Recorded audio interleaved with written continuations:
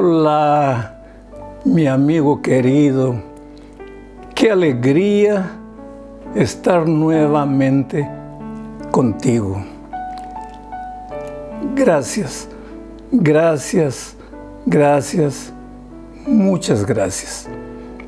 Primero, a Dios soberano, eterno, todopoderoso, que hace las cosas no como nosotros los seres humanos nos gustaría que la hiciera, sino como Él, en su infinita sabiduría, debe o sabe que deben suceder todos los acontecimientos en esta tierra administrados por los seres humanos.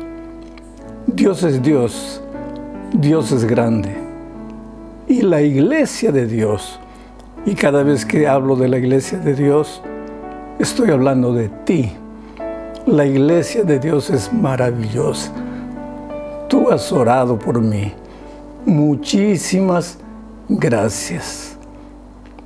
Alguien me preguntó, pero pastor, si usted estaba mal, ¿cómo grabó 2 lecciones anteriores en video? Es que las grabé por anticipado, cuando todavía no había llegado el momento crítico de mi situación. Pero después tuve que ir a un hospital, a otro hospital porque estaba en otro, ¿no? Me trasladaron a otro hospital porque mi situación se agravó terriblemente. Y te digo una cosa, hoy con alegría, con gratitud de mi corazón, estuve cara a cara con la muerte. Yo sentía que me iba. Los médicos humanamente no tenían que hacer. Pero Dios es Dios. Pasé 2 semanas en la unidad de tratamiento intensivo. Después me pasaron a un cuarto. Y este último viernes me liberaron, salí. ¿Y sabe qué hora era? Era viernes, así cuando el sol ya se iba a poner. Es interesante, porque los pronósticos decían que todo el día sería nublado. Pero cuando aparecí en la puerta del hospital, porque finalmente los médicos me dieron de alta, el cielo se abrió y el sol brilló de una manera extraordinaria, como si Dios me sonriera y me dijera: hijo, una vez más has aprendido la lección de que aunque desde el punto de vista humano todo parece perdido, yo estoy presente. Entonces quiero agradecer a Dios, no porque simplemente me rescató de una situación tan delicada, sino porque hizo su soberana voluntad en mi vida. He aprendido lecciones valiosísimas y espero más adelante, cuando haya regresado a Brasil, a mi casa, porque ahora resta ese desafío. Necesito subir al avión, necesito estar con la oxigenación mínima para subir al avión. Pero gracias a Dios, honestamente te digo, creo que ya el próximo comentario lo voy a grabar desde casa. Gracias a ti por tus oraciones. por tu amor, por tu cariño. Eres lindo, eres amado de Dios. Y si este testimonio que estoy contando te va a ayudar a desarrollar más tu confianza en Dios, entonces gloria sea al Señor. Esta semana hablaremos de un nuevo y mejor pacto. El pacto antiguo en sí no tenía nada de errado, porque en el plan original de Dios era apenas tenía un propósito, y el propósito era llevarnos a Cristo.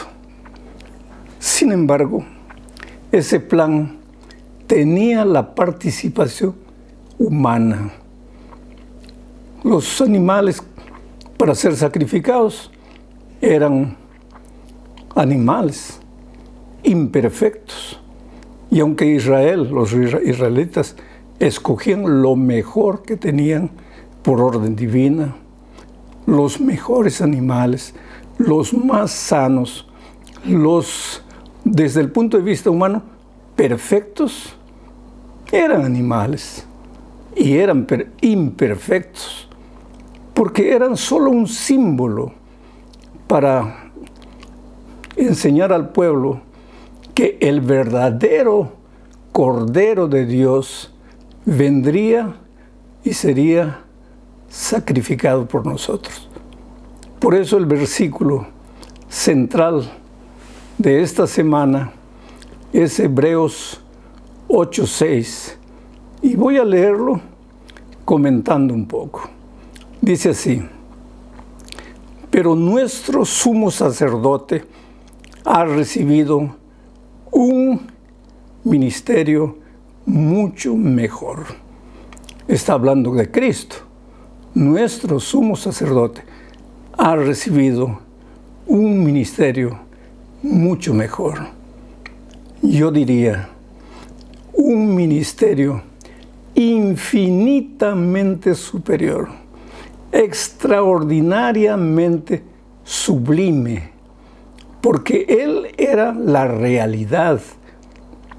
Los animales eran apenas un símbolo. Los sacerdotes eran apenas un símbolo. Seres humanos, seres falibles, seres que hacían lo mejor que podían hacer, pero que ellos mismos necesitaban sacrificio por ellos.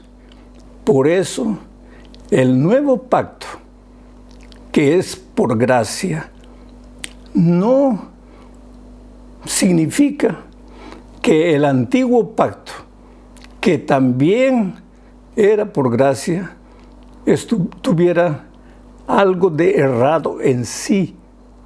No había nada, no había ningún problema. El problema es que en el antiguo pacto los seres humanos colocaron la mano. Y donde el ser humano coloca la mano, pues ¿qué dice la palabra de Dios?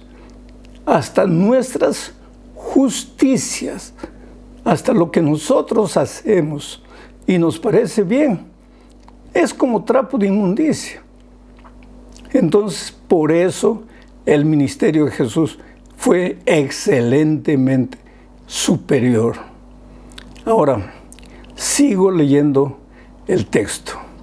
Dice, pero nuestro sumo sacerdote ha recibido un ministerio mucho mejor, pues es mediador de un pacto mejor, establecido sobre mejores promesas. ¿De qué promesas habla? Pues de la realidad, porque el primer pacto, donde había participación humana y de los animales, era apenas la sombra, era apenas el símbolo, apuntaba a la realidad que Cristo significaría, al Cordero de Dios que vendría y moriría por nuestros pecados. Sigo leyendo el texto. Si el primer pacto hubiera sido perfecto, dice Pablo, no habría sido necesario un segundo pacto. Yo saco una lección de aquí. Nada de lo que el ser humano hace es perfecto. Oh, querido, cuando las cosas no te salen bien, cuando tú luchas, te esfuerzas, te colocas en las manos de Dios, le pides sabiduría al Señor, le dices, ayúdame, que esto funcione. Estoy colocando todo en tus manos. Estoy pidiendo tu sabiduría. Asimismo, querido, tú eres ser humano y nada de lo que el ser humano hace es perfecto. Por eso necesitamos que, como Pablo dice, Cristo viva en nosotros, que Él nos lleve paso a paso. Si tienes que tomar en este momento una decisión importantísima en tu vida, arrodíllate, clama a Dios, suplica a Dios. Si tienes que decidir sobre algún asunto, no lo hagas sin pasar momentos arrodillado delante de Dios, porque Él es perfecto. Sus decisiones son perfectas, pero nosotros, por más buena voluntad que tengamos, somos seres falibles, humanos y pecadores. En la primera parte de esta lección, hablemos de la necesidad de un nuevo pacto. ¿Por qué se necesitaba un nuevo pacto? Tenemos que leer lo que dice Hebreos capítulo 7, versículos 11 al 14. Lo voy a ir leyendo y al mismo tiempo comentando. El texto dice lo siguiente: si la perfección se alcanzara mediante el sacerdocio levítico, ya que bajo este el pueblo recibió la ley, ¿qué necesidad habría de que aún se levantara otro sacerdote según el orden de Melquisedec y no según el orden de Aarón? Aquí ya empezamos a ver la necesidad de un nuevo pacto. ¿Por qué? Porque el primer pacto era de cierta manera administrado por los seres humanos. Y ya dije, todo lo que el ser humano toca, por más buena intención que tiene, lo mancha. ¿Por qué? Por su humanidad, por su naturaleza pecaminosa. Entonces, era necesario un nuevo pacto. Era necesario que los israelitas no se quedaran solamente entretenidos en el símbolo, en la sombra, sino que entendieran que el propósito de la sombra era llevarlos a Jesucristo, llevarlos a entender lo que significaba la venida del Cordero de Dios que quita el pecado del mundo. Sigo leyendo. Porque al cambiar el sacerdocio, también se tiene que cambiar la ley. Pero nuestro Señor, de quien la Escritura dice esto, era de otra tribu, de la cual nadie sirvió al altar. Es bien sabido que nuestro Señor procedía de la tribu de Judá, acerca de la cual Moisés no dijo nada en relación con el sacerdocio. Quiere decir, para los israelitas sería una ofensa que alguien que no era de la tribu de Leví decidiera ser un sacerdote, porque los israelitas estaban amarrados, y no hay que culparlos, estaban amarrados a una ley, a la ley de Moisés, que explicaba y determinaba todo el ceremonial de los sacrificios. Pero Jesús es superior a todo lo que los seres humanos puedan pensar. Jesús era de la tribu de Judá, no tenía nada que ver con la tribu de Leví. Y aquí nuevamente hay una idea. Tus conceptos humanos, tus propósitos humanos, tu visión del mundo, de la vida, del cristianismo, tu visión humana, es humana, querido. No te amarres tanto a lo que está escrito en el cuerpo de tradiciones, de costumbres. Tú trata de hacer de Jesucristo el centro de tu vida y de tu experiencia. Sabes que a mí personalmente me entristece mucho que el pueblo judío, por más sincero, por más bien intencionado que fuera, se equivocó.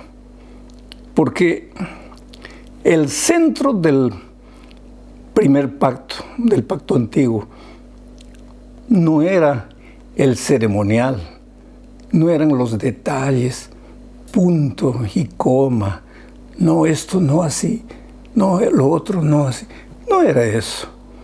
El punto principal era llevarlos a entender quién era Jesucristo.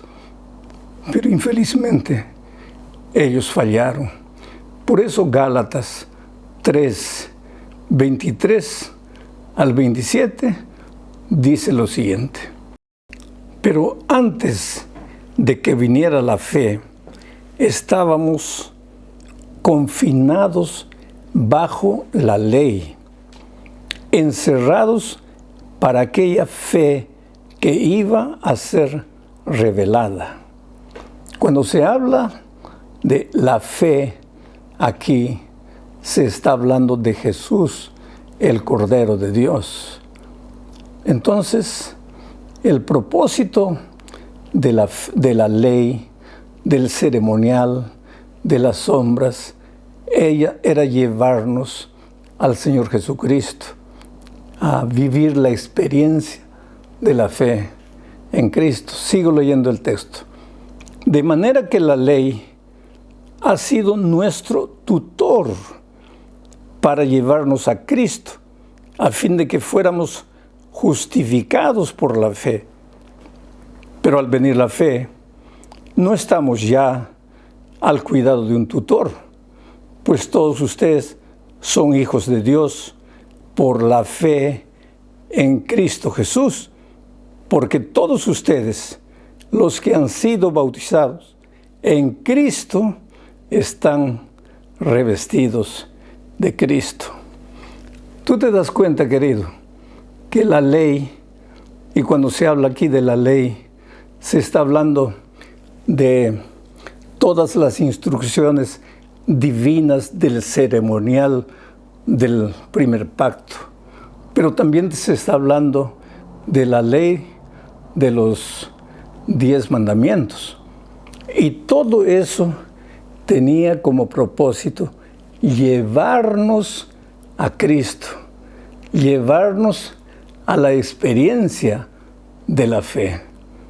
En ningún momento se dice que los 10 mandamientos ya no sirven. Lo que se dice es que el propósito de los 10 mandamientos, de tu obediencia fiel a las instrucciones divinas, no es que alcances la salvación a través de guardar esos mandamientos, sino que el propósito es llevarte a Jesucristo, hacerte sentir la necesidad de Cristo. ¿Por qué? Porque pues como ser humano Tú te esfuerzas, luchas, prometes, pides perdón, te levantas, vuelves a prometer, pero ¿cuánto tiempo sirven tus promesas? ¿Una semana? ¿15 días? Ahora, esos tus fracasos son justamente los que tienen que mostrarte que Jesús es tu única solución. Oh, querido, escucha bien esto. Jesús es tu única solución. No te desesperes porque fallaste. No te desesperes porque caíste. Pero por favor, concentra tus ojos en Cristo. Deja que Él conduzca tus pasos. La ley te conduce a Cristo. Y Pablo no lo dice solo aquí, sino en Romanos, capítulo 10, versículo 4. Mira lo que dice. Porque el cumplimiento de la ley es Cristo para la justicia de todo aquel que cree.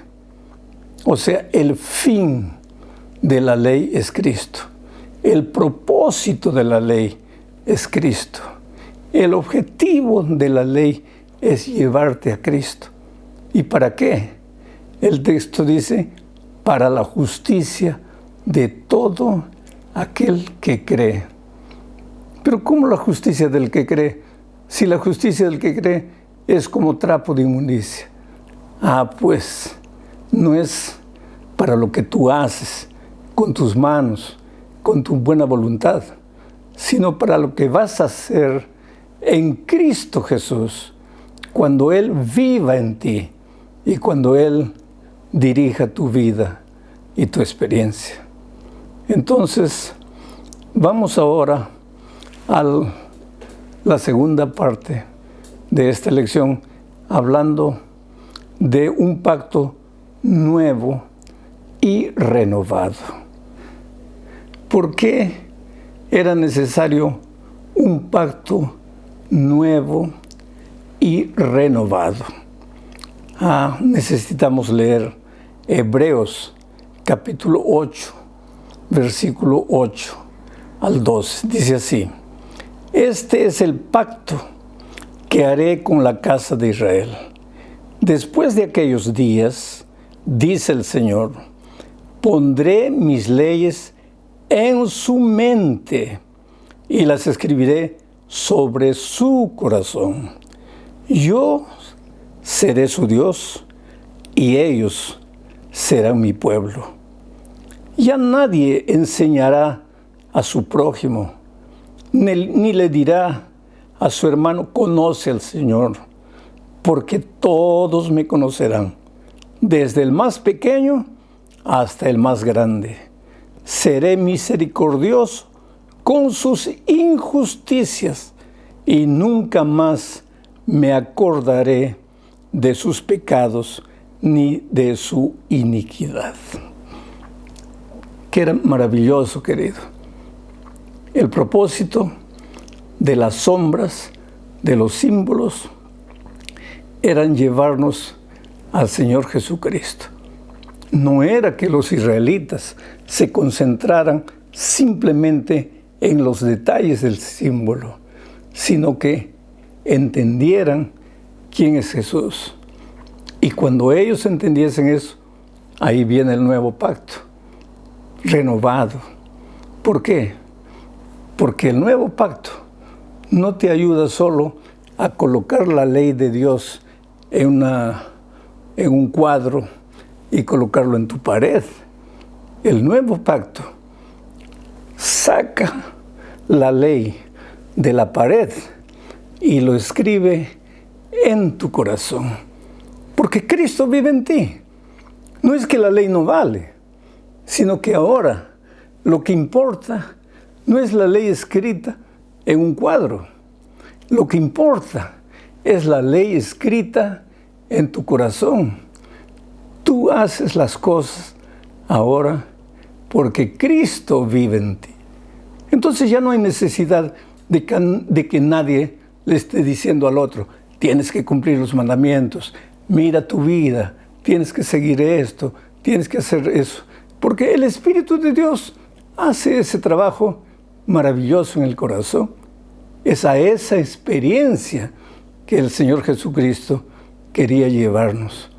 Pero vuelvo a repetir, qué pena que Israel se perdió en los detalles y nunca pudo mirar al Cordero de Dios que quita el pecado del mundo. Mi amigo querido, llegamos al fin de este comentario, hablando de que el nuevo pacto resuelve los problemas del corazón. Te voy a leer solo 2 textos que muestran la desesperada realidad del ser humano. Mira lo que dice Jeremías 17:1. El pecado de Judá está grabado con cincel de hierro y con punta de diamante. Está esculpido en la tabla de su corazón y en los cuernos de sus altares. El pecado está con diamante. Tú sabes que el diamante es una piedra preciosa, resistente a cualquier cosa. Y el pecado, dice aquí, de Israel, está en su corazón, esculpido, está grabado con diamante, con punta de hierro. En otras palabras, hagas lo que hagas, tu corazón es pecaminoso. No puedes, solo no puedes. Tú sabes que el objetivo de todas estas lecciones de Hebreos es llevarnos a Jesucristo, es hacer entendernos que como seres humanos, sin Cristo, no somos nada, no valemos nada, no podemos nada. Hay otro versículo que quiero leerte y es Jeremías 13:10. Dice así: este pueblo malvado, y mira, no está hablando aquí solo de Israel, está hablando de mí, está hablando de ti, está hablando de Israel, está hablando del ser humano a través de todas las generaciones. Dice, este pueblo malvado no quiere oír mis palabras, anda divagando en su corazón y va en pos de dioses ajenos para servirles y adorarlos. Oh, mi amigo querido, ¿cómo sería diferente nuestra vida si aprendiésemos con humildad, con mansedumbre, a seguir las instrucciones divinas para nuestra vida? Al casarnos, al abrir un negocio, al buscar un empleo, al tomar decisiones. Pero ¿qué dice el texto de Jeremías aquí? Que el corazón malvado del ser humano cierra sus oídos a la palabra de Dios.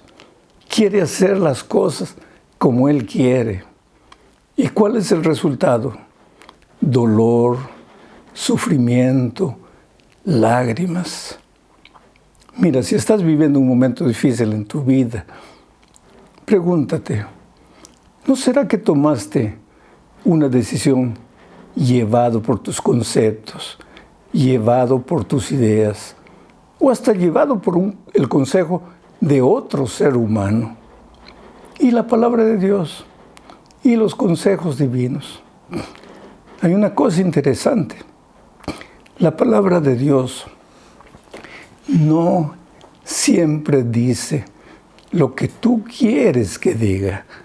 No siempre te aconseja de la manera como tú quieres hacer las cosas. La palabra de Dios está ahí, está escrita. Y a través del Espíritu te habla al corazón. Pero tú tienes que ser humilde, suficiente, para aceptar esas palabras y aplicarlas a tu vida.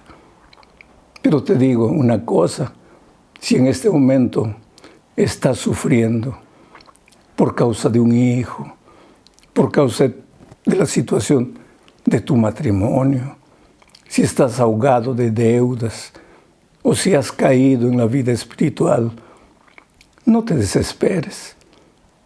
Dios te ama. Tú eres precioso. Dios te llama.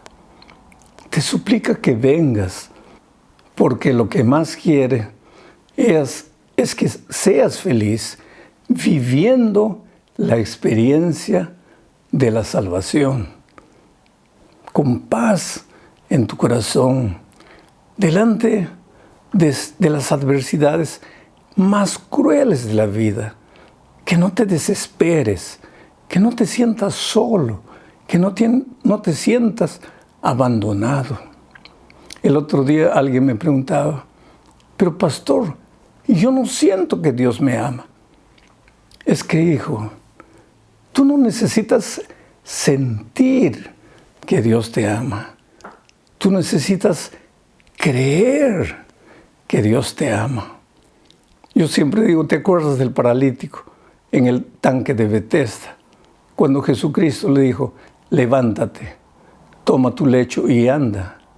Si el paralítico hubiera dicho, pero Señor, yo no siento que estoy curado, se hubiera quedado paralítico para el resto de su vida.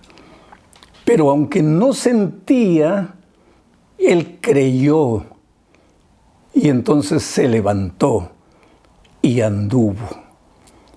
Tú, no importa cuál es el momento que estás viviendo, por favor, no quieras sentir, porque el corazón humano es traicionero. Cuando estás mal, te hace creer que estás bien, te hace sentir que estás bien. Y cuando estás bien, te atormenta y te hace sentir que estás mal. Por eso olvídate. El diablo es terrible. Te hace caer, después es el primero en venir y te habla al oído. Estás perdido, ya no hay esperanza para ti. Abandona la iglesia. ¿Para qué? Nada de esto sirve. ¿Cómo nada de esto sirve, querido? Claro que sirve. Tienes que aprender a salir de las sombras, de los símbolos, del ritual, del ceremonial y concentrar tu atención y tu vida en Cristo. Qué bueno que me acompañaste en el estudio de esta lección. Una vez más, muchas gracias por tus oraciones. No sabes cómo me hizo tan bien saber que la Iglesia Mundial estaba orando por mí. Yo leo los comentarios que tú escribes en la lección de la escuela sabática, en mi explicación, y encuentro personas que dicen, pastor, ore por mi hijo, ore por mi hija, por mi familia, por mi esposo, por mi situación. Yo no respondo uno por uno, pero ¿tú crees que esos pedidos sinceros se quedan en el vacío? No, yo los leo y me arrodillo en mi vida personal. Y aunque no te conozco, aunque no sé quién eres, oro por ti, clamo por ti, suplico por ti. Vuelvo a repetir, no te conozco, pero un día en el reino de los cielos quiero encontrarte y que me digas así, pastor, yo fui una de las personas que oré por usted cuando estaba pasando por el valle de la sombra y de la muerte. Y yo te voy a decir, oh querido, qué alegría. Yo también oré por ti porque dejaste tu comentario haciendo un pedido de oración. Un abrazo, mi querido amigo. Esta semana, Rusia amenaza invadir Ucrania. Mi segundo drama es ahora salir de este país, pero todavía necesito recuperarme un poquito más para volar hasta el Brasil, y eso no es fácil. Ahora andan diciendo los comentaristas que Ucrania va a ser invadida tal vez hasta el martes. Yo estoy orando por este pueblo, por esta gente. Estoy orando por la paz de Dios en este mundo. Claro que yo sé que este mundo se encamina al fin. Finalmente este mundo será destruido, pero Dios está en el control. Este pueblo también va a salir victorioso de esta situación. Y hay tantos hermanos lindos aquí en Ucrania. Ya te dije que yo vine a este país para grabar sermones para una serie de evangelismo que viene en marzo. Tú sabes que la televisión de este país ya está vehiculando la propaganda de esa campaña.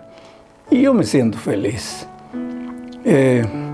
Aunque pasé por esta situación difícil, me siento feliz y agradecido a Dios porque una vez más fui apenas una herramienta, un instrumento de barro en las manos del Dios grande que tenemos. Querido, muchas gracias. Felicidades. Un abrazo. Mi amor por ti. Mi gratitud por ti y mi gloria, mi alabanza al Dios eterno, al Dios todopoderoso, al Dios sabio que dirige la vida de sus hijos, no como sus hijos quieren, sino como Él sabe que las cosas deben ser. Un abrazo. Felicidades.